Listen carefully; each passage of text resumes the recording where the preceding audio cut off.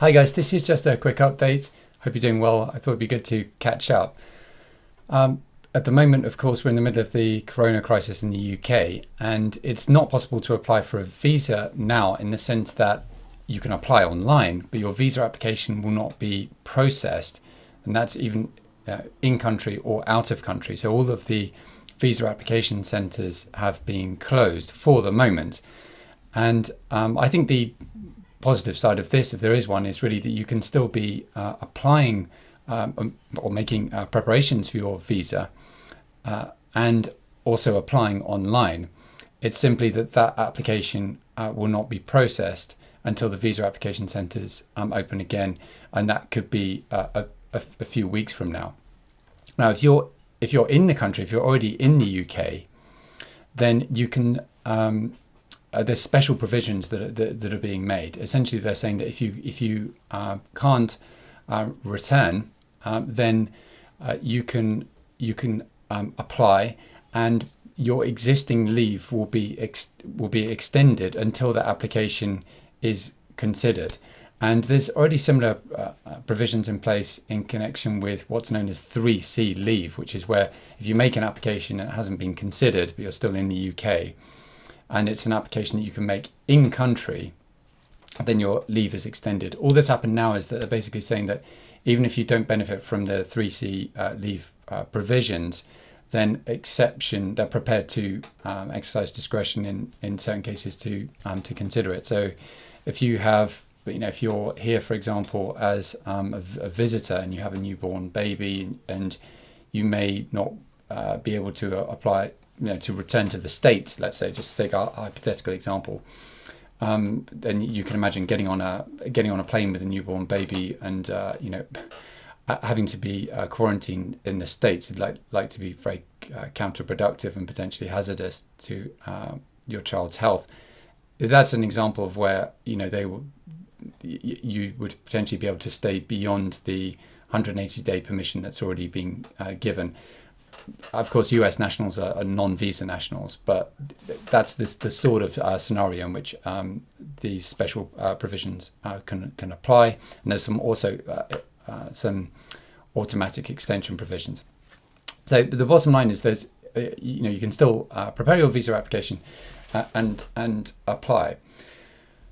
Now, in terms of opportunities, of course, the new immigration system is going to be coming in at the end of the year, and among the provisions that are proposed are that the resident labour market test would be basically scrapped, and this would mean that in a great many cases it would be easier for you to secure tier 2 sponsorship, so for a work visa. So your prospective employer, this is the likely position, your prospective employer will not have to advertise that position locally to the market before, just as a way of justifying to take you on, or as a way of assessing whether there's anyone else who has equal or better talents and experience than you. So that will make it much easier to be sponsored for a work visa. And I've actually been working on a work visa course and a program where you can access the latest sponsored roles to be able to apply. So I'll publish some more details about that soon, but that should be ready in the next couple of weeks. I've also done a startup visa course, which includes all the template documents and example documents that you need to apply. So if you've got an original, genuine business idea, then that's a great course that you can take, and I'll provide details about that shortly. I've also got a whole load of content that I've been working on that I'm going to be publishing on the YouTube channel soon. I just wanted to give you an example of a client that I've been speaking with in a scenario which might give you some idea of the sort of opportunities that are still available during the corona crisis. Now, one way of entering the UK or of staying in the UK, if, for example, you're here as a student, is to go onto a Tier 5 government authorised exchange program. Now, this is something that I can help organize if you're interested. You need to either be a student now or a relatively recent graduate. You don't necessarily have to have graduated in the UK though. And you can secure an internship. Some of them are paid and some of them are unpaid for either 6 or 12 months. The great thing about this is it then enables you to get a foothold in the UK and a basis for impressing a prospective employer who could then engage you for a tier 2 sponsorship, or it could give you the basis for validating your business idea for the purposes of a startup visa.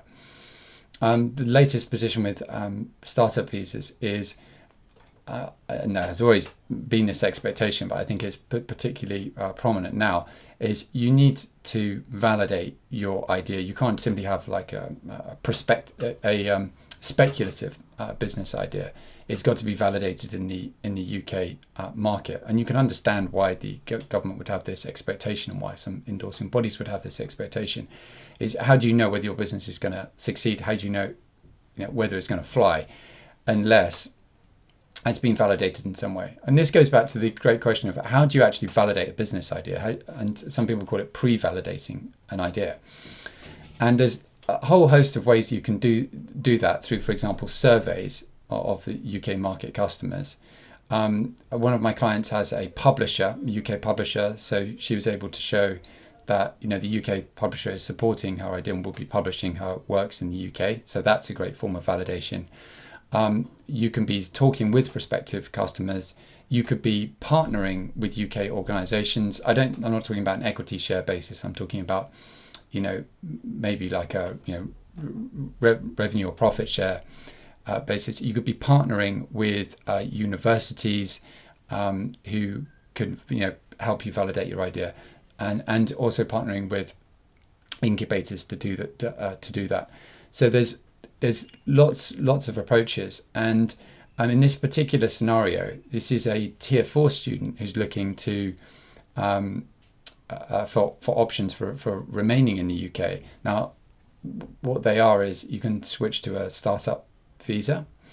As I say, that's subject to validation, or you can go on to a tier 5 government authorized exchange program, or you can switch straight to tier 2. And the interesting thing about the corona crisis and internships is one of the services that I'm offering with a partner is